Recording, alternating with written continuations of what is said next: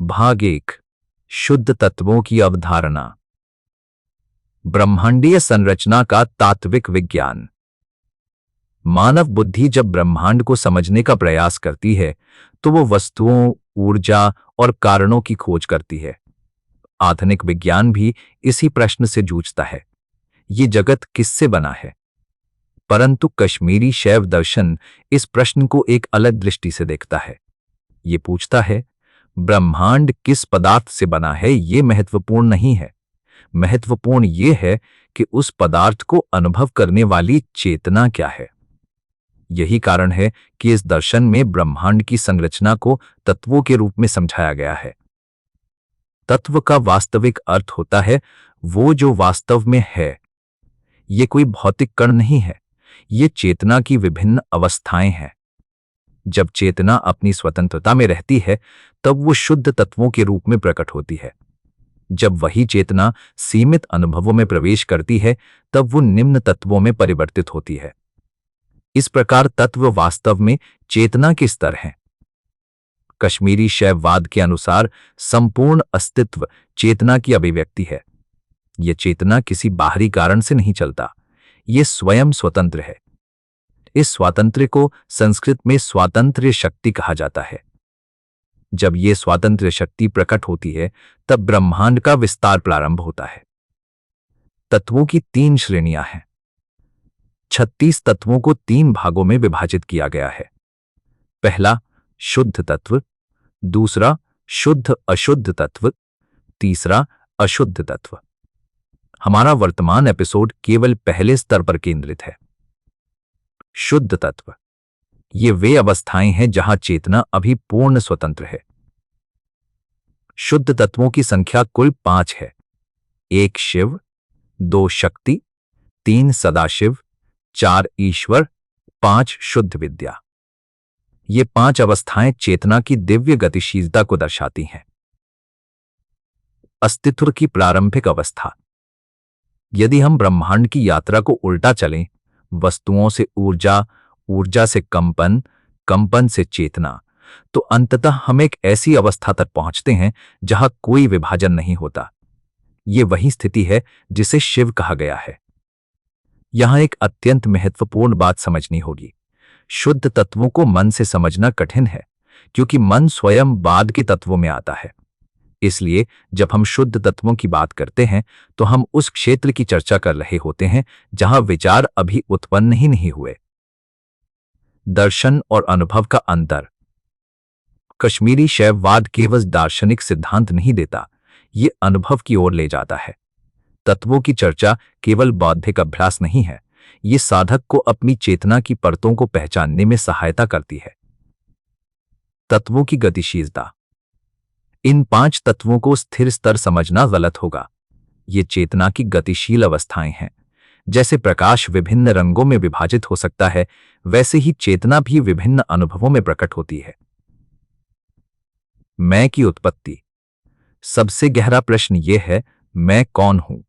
ये मैं कहां से उत्पन्न होता है? शुद्ध तत्वों के अध्ययन से हम ये समझते हैं कि व्यक्तिगत मैं वास्तव में चेतना के विशाल महासागर की एक लहर है। अनंतता की अनुभूति। शुद्ध तत्वों की अवस्था में चेतना सीमित नहीं होती, ये समय, स्थान और कारण से परे होती है। ये अनंतता की अनुभूति है। आध्यात्मिक विज्ञान। यदि हम इस दर्शन को आधुनिक भाषा में समझें तो ये एक प्रकार का कॉन्शियसनेस साइंस है। ये ब्रह्मांड को पदार्थ के रूप में नहीं बल्कि चेतना के रूप में देखता है। आंतरिक यात्रा की शुरुआत। शुद्ध तत्वों का अध्ययन केवल ज्ञान नहीं है, ये साधक के भीतर एक यात्रा शुरू करता है।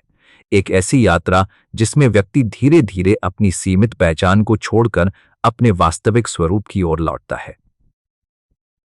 भाग 1 का समापन। अब अगले भाग में हम पहले शुद्ध तत्व शिव तत्व का गहन विश्लेषण करेंगे। वहीं से संपूर्ण अस्तित्व की शुरुआत होती है। भाग 2, शिव तत्व, चेतना की परम अवस्था। 1, शिव तत्व की दार्शनिक भूमिका।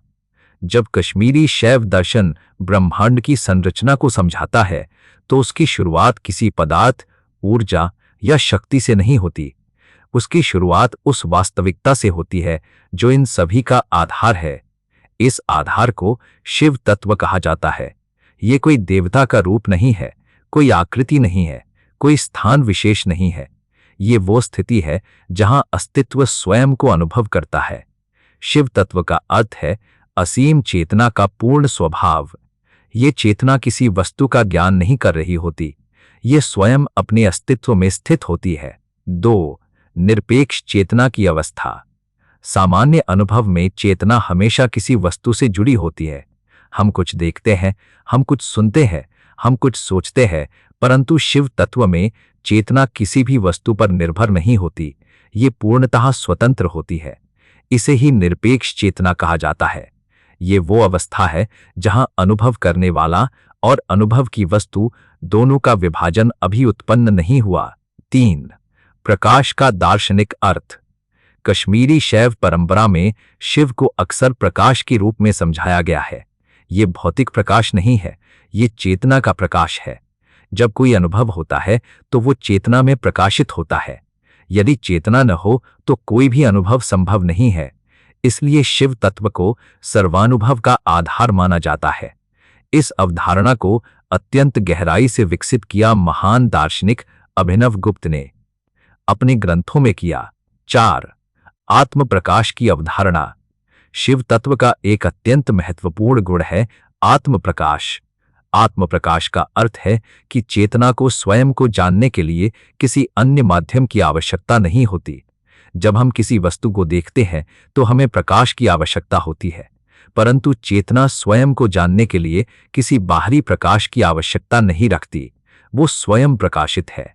यही कारण है कि इसे स्वयं सिद्ध सत्ता कहा गया है। 5. अनुभव और अनुभवकर्ता का अभाव। सामान्य जीवन में हर अनुभव में 3 तत्व होते हैं। 1. अनुभव करने वाला, 2. अनुभव की प्रक्रिया, 3. अनुभव की वस्तु। परंतु शिव तत्व में ये त्रिपुटी मौजूद नहीं होती। यहां केवल एक ही वास्तविकता है, चेतना। इस अवस्था में विभाजन का कोई आधार नहीं होता। 6. अनंत स्वतंत्रता का सिद्धांत। शिव तत्व का एक और महत्वपूर्ण गुण है पूर्ण स्वतंत्रता। ये स्वतंत्रता किसी बाहरी नियम से सीमित नहीं होती, ये स्वयं नियमों का स्रोत है। कश्मीरी शैव दर्शन इस स्वतंत्रता को स्वातंत्र्य शक्ति कहता है। यही वो शक्ति है जिसके कारण ब्रह्मांड की रचना संभव होती है। 7. सृजन की संभावना। शिव तत्व में अभी सृष्टि प्रकट नहीं हुई होती, परंतु उसकी संभावना मौजूद होती है। इसे समझने के लिए एक सरल उदाहरण लिया जा सकता है। बीज में पूरा वृक्ष छिपा होता है, परंतु वो अभी प्रकट नहीं हुआ होता। उसी प्रकार शिव तत्व में संपूर्ण ब्रह्मांड की संभावना निहित होती है। 8. मौन की पराकाष्ठा। शिव तत्व को समझने का एक और तरीका है मौन।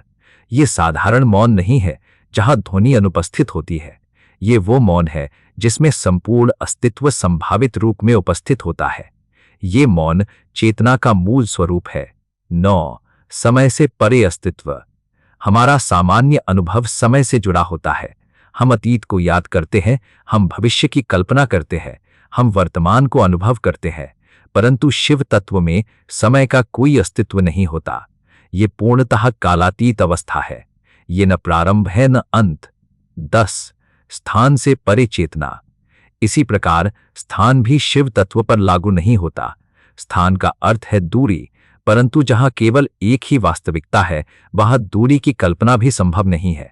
इसलिए शिव तत्व को सर्वव्यापी कहा जाता है। ये हर स्थान में है क्योंकि ये स्थान से परे है। 11. व्यक्तिगत चेतना से संबंध। ये प्रश्न स्वाभाविक है कि यदि शिव तत्व इतना विशाल और अनंत है तो व्यक्तिगत चेतना उससे कैसे जुड़ी है। कश्मीरी शैव दर्शन का उत्तर अत्यंत अद्भुत है।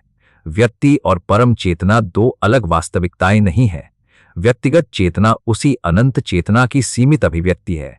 जैसे महासागर में लहरें उत्पन्न होती हैं, वैसे ही चेतना में व्यक्तित्व उत्पन्न होते हैं। 12. आत्मज्ञान का प्रारंभिक बिंदु।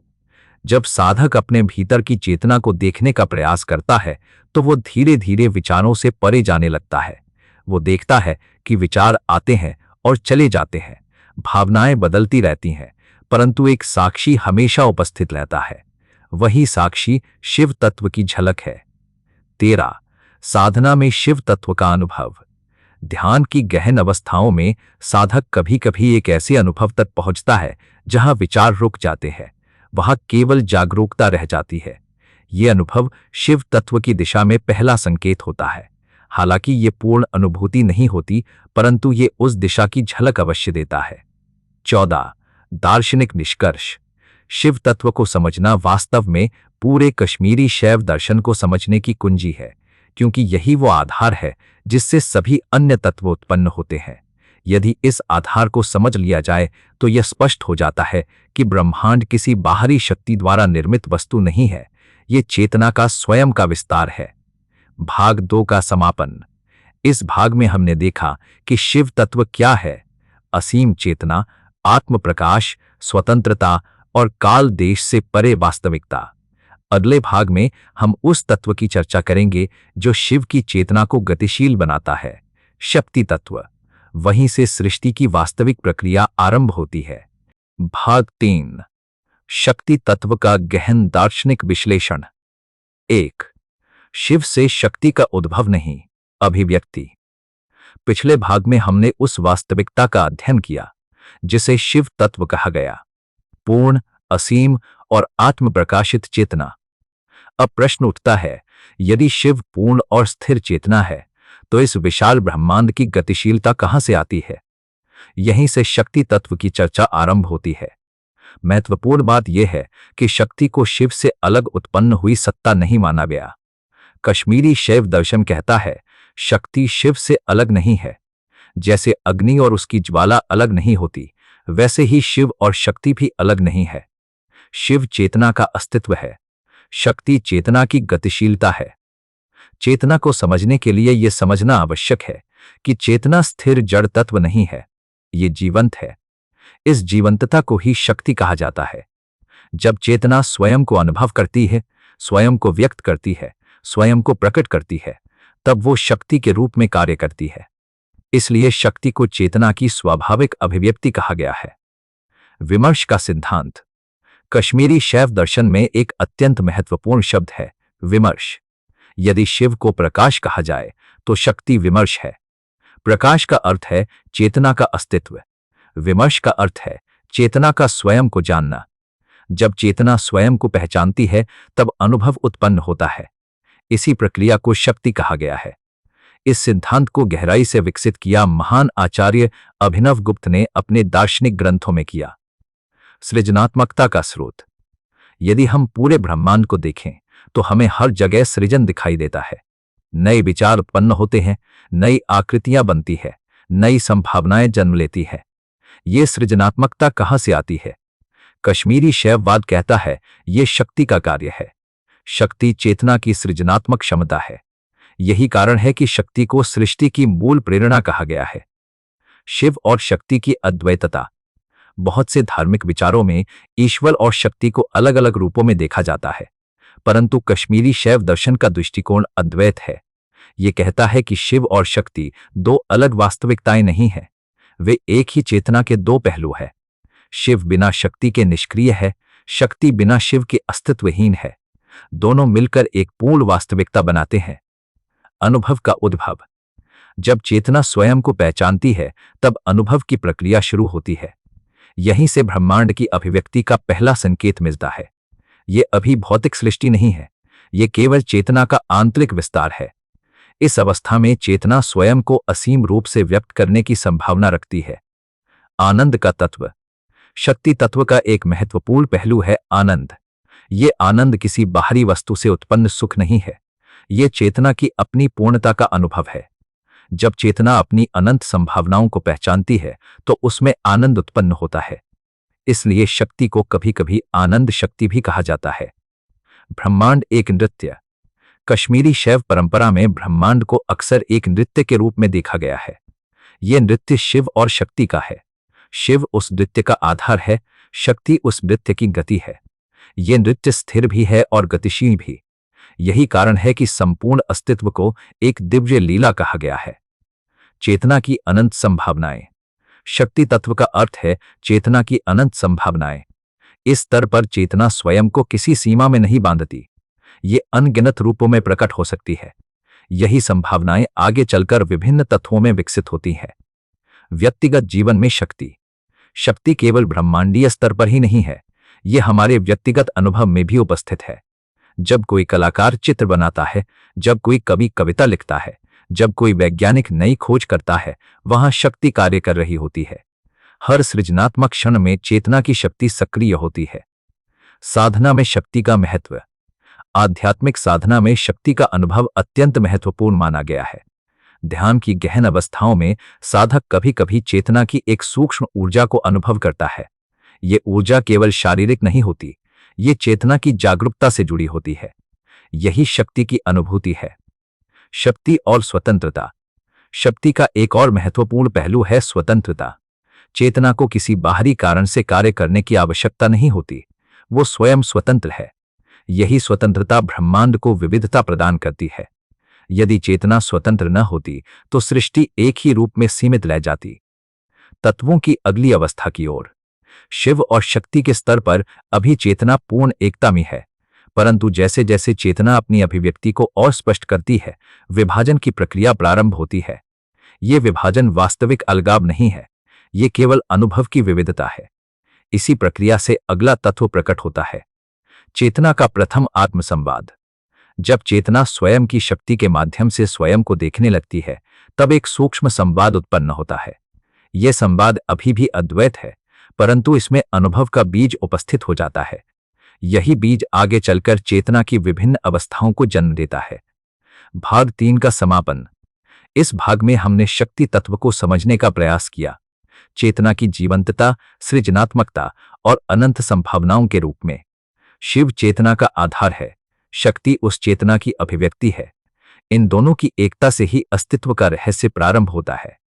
अगले भाग में हम उस अवस्था की चर्चा करेंगे जहां चेतना पहली बार अपने भीतर मैं और यह के सूक्ष्म अनुभव को पहचान। भाग 4 सदाशिव तत्व, अहम की दिव्य अनुभूति। 1 चेतना के प्रथम आत्म अनुभव का उदय। पिछले भागों में हमने 2 अत्यंत सूक्ष्म अवस्थाओं का अध्ययन किया, शिव और शक्ति। वहां चेतना पूर्ण एकत्व में स्थित थी, कोई भेद, कोई विभाजन, कोई अनुभवात्मक अंतर अभी प्रकट नहीं हुआ था। परंतु चेतना की स्वाभाविक अभिव्यक्ति धीरे धीरे एक नए आयाम को जन्म देती है। ये आयाम है सदाशिव तत्व। ये वो स्थिति है जहां चेतना पहली बार स्वयं को एक प्रकार से अनुभव करना आरंभ करती है। ये अनुभव अभी भी पूर्ण अद्वैत है, परंतु इसमें एक हल्की अनुभूति जन्म लेती है। अहम अर्थात मैं हूं। ये मैं सीमित व्यक्ति का मैं नहीं है, ये ब्रह्मांडीय चेतना का प्रथम आत्मस्मरण है। 2 अहम की ब्रह्मांडीय अनुभूति। सदाशिव तत्व का मूल अनुभव है अहम। यहां अहम का अर्थ अहंकार नहीं है, ये उस जागरूकता का संकेत है जिसमें चेतना स्वयं को पहचानती है। जब चेतना अपने अस्तित्व को महसूस करती है तो वो एक प्रकार का आंतरिक उच्चारण करती है, मैं हूं। ये कथन शब्दों में नहीं होता, ये अनुभव की अवस्था है। यही कारण है कि सदाशिव तत्व को चेतना का प्रथम आत्मसंवाद कहा जाता है। 3 अहम इदम का सूक्ष्म संतुलन।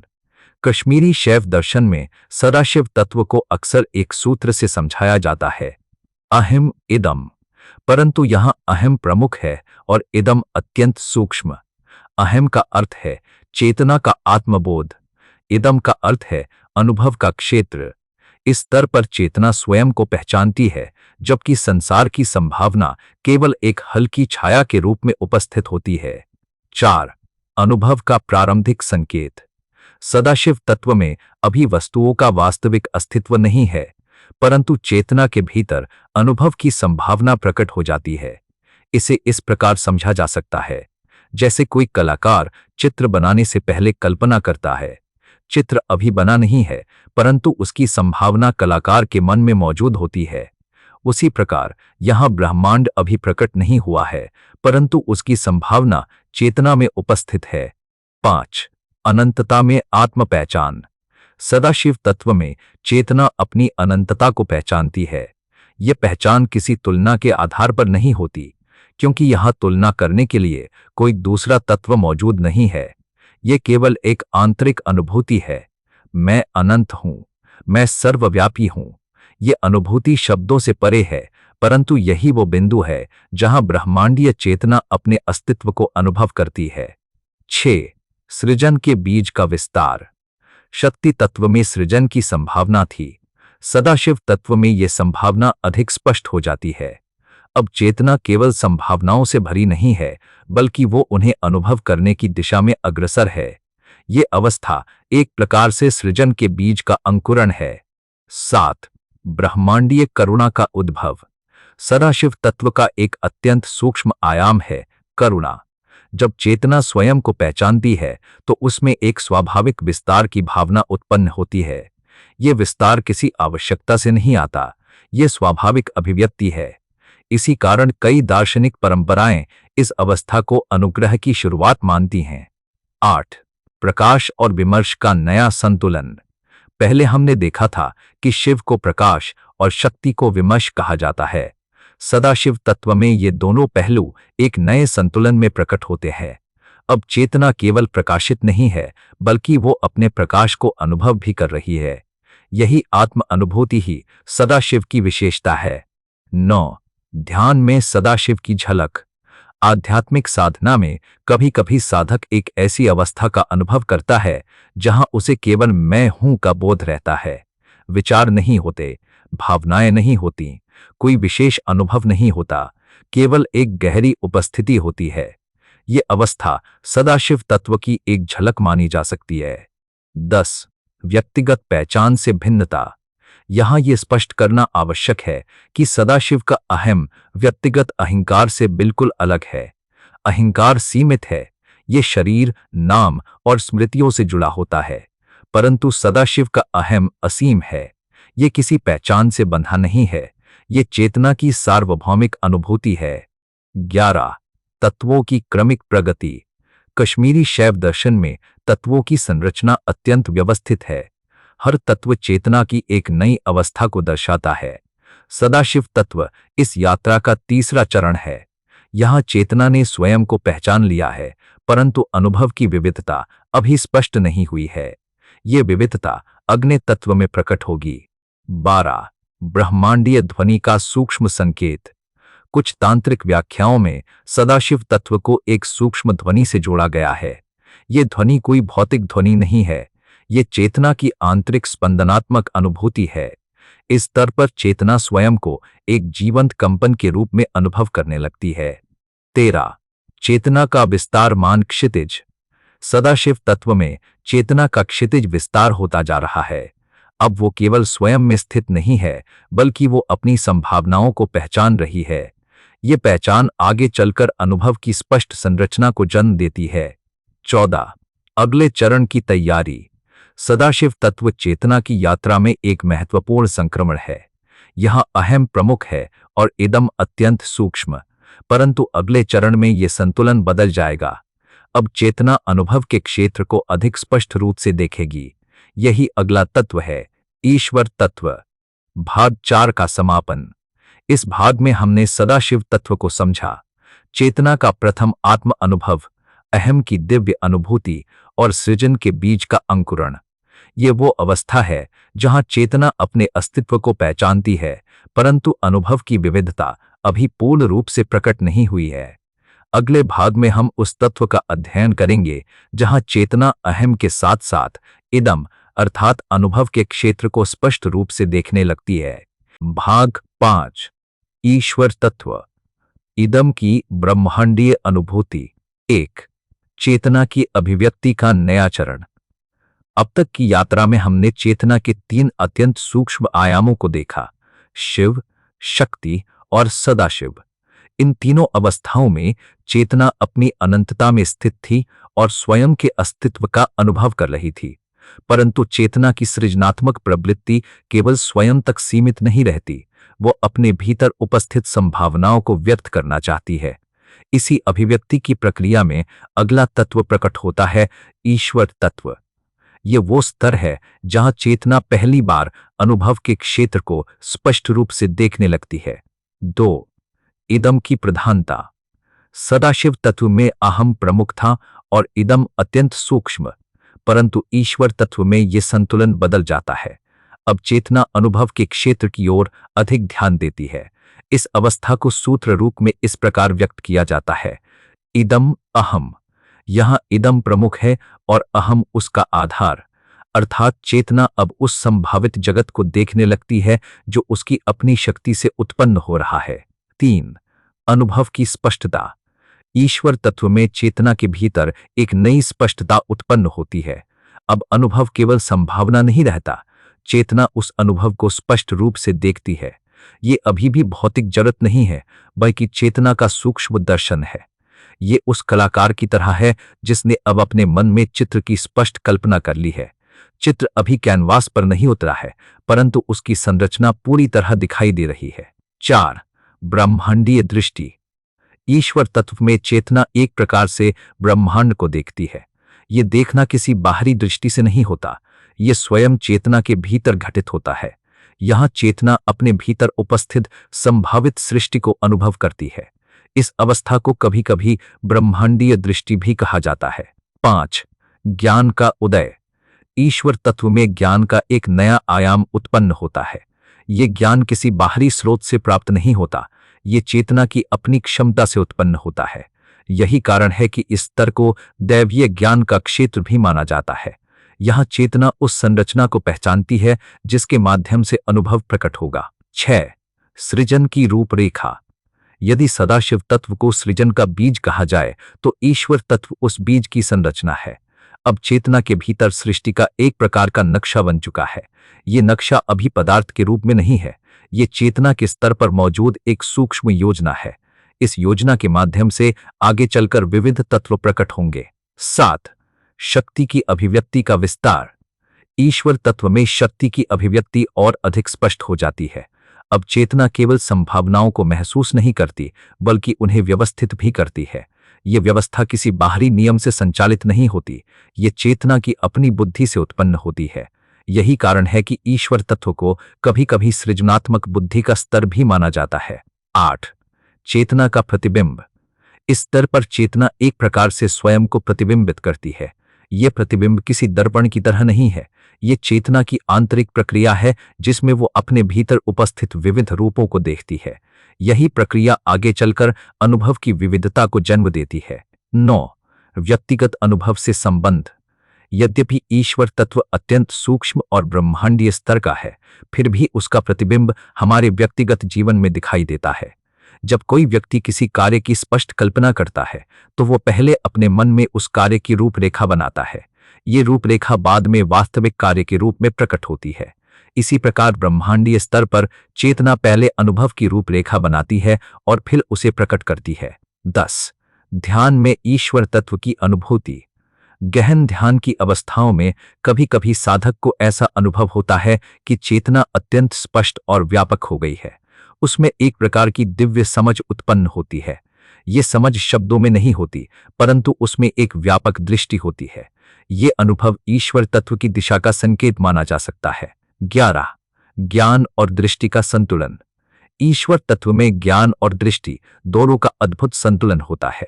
यहां चेतना केवल अनुभव को देखती ही नहीं, बल्कि उसे समझती भी है। ये समझ किसी तर्क पर आधारित नहीं होती, ये चेतना की स्वाभाविक बुद्धि से उत्पन्न होती है। 12. ब्रह्मांडीय व्यवस्था का आधार। इस स्तर पर चेतना में जो स्पष्टता उत्पन्न होती है, वही आगे चलकर ब्रह्मांड की व्यवस्था का आधार बनती है। प्रकृति के नियम, अनुभव की संरचनाएं और चेतना की विविध अवस्थाएं इसी सूक्ष्म स्तर पर निर्धारित होती है। इस प्रकार ईश्वर तत्व को ब्रह्मांडीय व्यवस्था की जड़ कहा जा सकता है। 13. अगले चरण की तैयारी। ईश्वर तत्व चेतना की यात्रा में एक महत्वपूर्ण परिवर्तन को दर्शाता है। अब अनुभव का क्षेत्र स्पष्ट हो चुका है, परंतु अभी अहम और इदम के बीच पूर्ण संतुलन नहीं है। अगले चरण में ये संतुलन स्थापित होगा। वही चेतना अनुभव और अनुभवकर्ता दोनों को समान रूप से स्वीकार करेगी। 14. संतुलन की दिशा। ये संतुलन अगली अवस्था में प्रकट होता है, जिसे शुद्ध विद्या तत्व कहा जाता है। वहां चेतना ये अनुभव करती है, अहम और इदम दोनों एक ही वास्तविकता के रूप है। ये संतुलन चेतना की यात्रा में एक महत्वपूर्ण मोड़ है। भाग 5 का समापन। इस भाग में हमने ईश्वर तत्व को समझा, जहां चेतना अनुभव के क्षेत्र को स्पष्ट रूप से देखने लगती है और सृष्टि की संरचना एक सूक्ष्म योजना के रूप में प्रकट होती है। अब चेतना की यात्रा उस अवस्था की ओर बढ़ेगी जहां अहम और इदम के बीच संतुलन स्थापित होगा। ये अंतिम शुद्ध तत्व है, शुद्ध विद्या तत्व। भाग 6। शुद्ध विद्या तत्व, अहम और इदम का संतुलन। 1। चेतना की यात्रा का 5वां आयाम। अब तक हमने चेतना की 4 अत्यंत सूक्ष्म अवस्थाओं का अध्ययन किया: शिव, शक्ति, सदाशिव और ईश्वर। इन 4 स्तरों में चेतना ने क्रमशः अपनी अनंतता, अपनी गतिशीलता, अपने आत्मबोध और अनुभव के क्षेत्र की संभावना को प्रकट किया। अब चेतना एक ऐसे चरण पर पहुंचती है जहां उसे अपने भीतर उपस्थित 2 ध्रुवों का संतुलन स्थापित करना होता है। ये 2 ध्रुव हैं, अहम और इदम। इसी संतुलन की अवस्था को शुद्ध विद्या तत्व कहा जाता है। 2। संतुलन की चेतना। शुद्ध विद्या तत्व का मूल अनुभव है संतुलन। सदाशिव में अहम प्रमुख था, ईश्वर में इदम प्रमुख था, परंतु शुद्ध विद्या में दोनों समान रूप से उपस्थित होते हैं। यहां चेतना ये अनुभव करती है कि अनुभव करने वाला और अनुभव का क्षेत्र अलग नहीं है, दोनों एक ही वास्तविकता के विभिन्न आयाम हैं। 3। ज्ञान का शुद्ध स्वरूप। इस अवस्था को शुद्ध विद्या इसलिए कहा गया है क्योंकि यहां ज्ञान पूरी तरह स्पष्ट हो जाता है। ये ज्ञान तर्क या विश्लेषण से उत्पन्न नहीं होता, ये चेतना की सीधी अनुभूति है। यहां चेतना ये पहचानती है कि जो कुछ भी अनुभव किया जा रहा है वो उसी चेतना की अभिव्यक्ति है। 4। विभाजन की समाप्ति। मानव अनुभव में सबसे बड़ी समस्या विभाजन की भावना है। हम स्वयं को संसार से अलग समझते हैं, हम अपने भीतर और बाहर के बीच दूरी अनुभव करते हैं। शुद्ध विद्या तत्व में ये दूरी समाप्त हो जाती है। यहां चेतना अनुभव करती है कि संपूर्ण अस्तित्व उसी की चेतना में प्रकट हो रहा है। 5। ज्ञान और अनुभव की एकता। सामान्य जीवन में ज्ञान और अनुभव अक्सर अलग अलग दिखाई देते हैं। हम पहले ज्ञान प्राप्त करते हैं, फिर उसे अनुभव में लागू करते हैं, परंतु शुद्ध विद्या तत्व में ज्ञान और अनुभव एक ही प्रक्रिया बन जाते हैं। चेतना जिस क्षण किसी वस्तु को पहचानती है, उसी क्षण वो उसे अनुभव भी करती है। ये एकता चेतना की उच्चतम स्पष्टता का संकेत है। 6। ब्रह्मांडीय बुद्धि। शुद्ध विद्या तत्व को कभी कभी ब्रह्मांडीय बुद्धि की अवस्था भी कहा जाता है। ये बुद्धि व्यक्तिगत विचारों से परे होती है, ये संपूर्ण अस्तित्व की आंतरिक व्यवस्था को समझती है। यही वो स्तर है जहां चेतना अपनी सृजनात्मक प्रक्रिया को संतुलित रूप से व्यवस्थित करती है। 7। चेतना का पारदर्शी स्वरूप। इस अवस्था में चेतना अत्यंत पारदर्शी हो जाती है। यह स्वयं को किसी भी सीमित पहचान से नहीं जोड़ती, ये केवल एक खुली जागरूकता बन जाती है जिसमें अनुभव सहज रूप से प्रकट होते हैं। ये पारदर्शिता चेतना को किसी भी प्रकार के भ्रम से मुक्त कर देती है। 8। व्यक्तिगत जीवन में प्रतिबिंब। यद्यपि शुद्ध विद्या तत्व अत्यंत सूक्ष्म ब्रह्मांडीय स्तर का है, फिर भी उसका प्रतिबिंब मानव अनुभव में दिखाई देता है।